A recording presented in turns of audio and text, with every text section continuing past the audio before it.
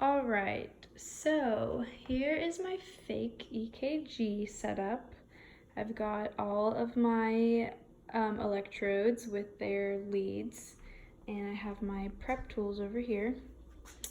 My client today is Shane, and he is a male, but clearly you can see he has no hair, so I don't have to shave him today. But usually if males are hairy, you would shave the areas where you would be prepping and putting the leads. So first we're going to start off by taking our alcohol swabs, and we're going to swab each area for the limb leads. So the first one is the fourth intercostal area. So you're going to just wipe around these areas. Make sure it's sanitary.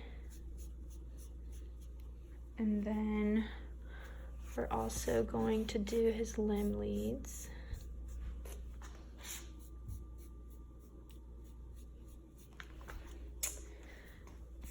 And his legs as well.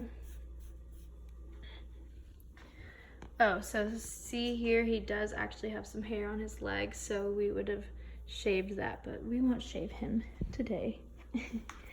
And then next you're going to take, usually it's like a wool scrap or something that would scrape off the dead skin cells on their skin. This just helps for the electrodes to stick better.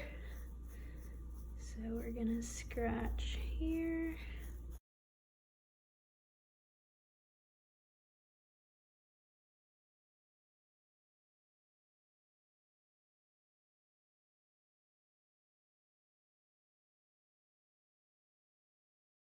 And that is how you prep for the EKG. Now that we've prepped for the resting EKG, we're gonna go ahead and set up our electrodes.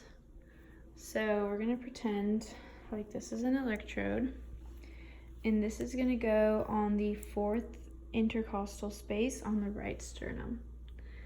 So you just kind of feel around for the ribs and the spaces in between. I believe right there is the fourth. So that would be our V1.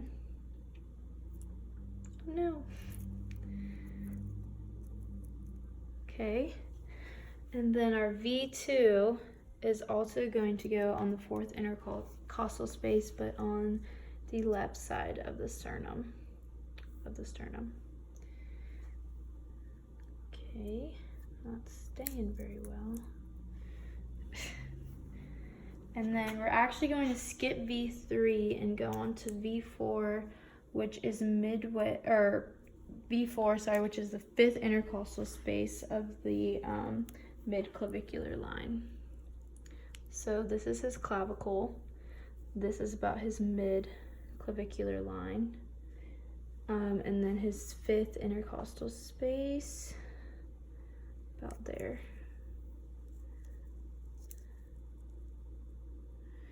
And then we will go back to V3, which is midway between V2 and V4.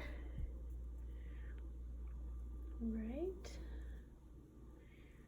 And then we're moving on to V5, which goes on the anterior, axillary line on the same horizontal level as V4. Oh no. Okay, so it's going to be the same level as V5, and then the mid-axillary line. So about here. Okay. And then for V6, excuse me, this goes on the mid-axillary line on the same horizontal level as 4 and 5. So mid-axillary, and then the same line as those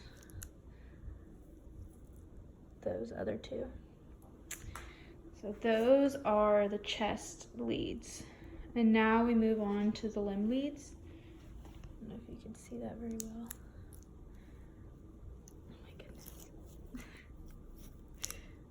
Okay. So for the arm limb leads, we'll do limb lead 1. We're going to place these on the inside of each arm, between the wrist and the elbow, but more kind of towards the wrist.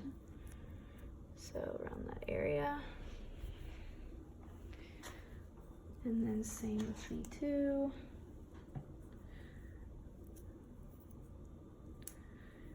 Oh gosh.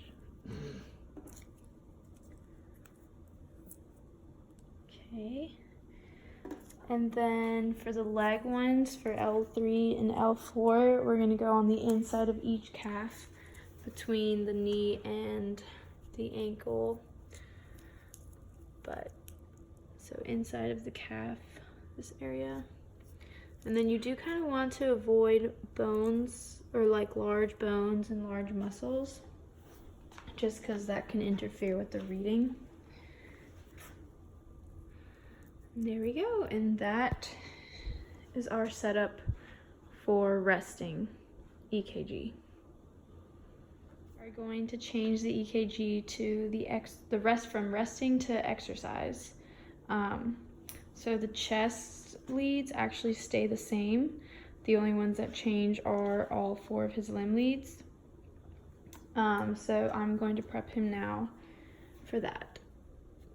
So we're going to alcohol swab underneath his clavicle.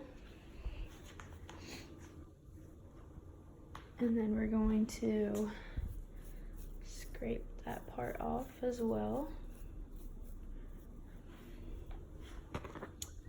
And then we're also going to alcohol swab here.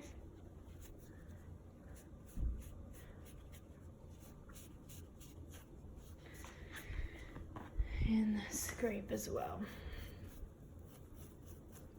Arm leads go 2 centimeters below the clavicle, about 2 centimeters in the infraclavicular fossa.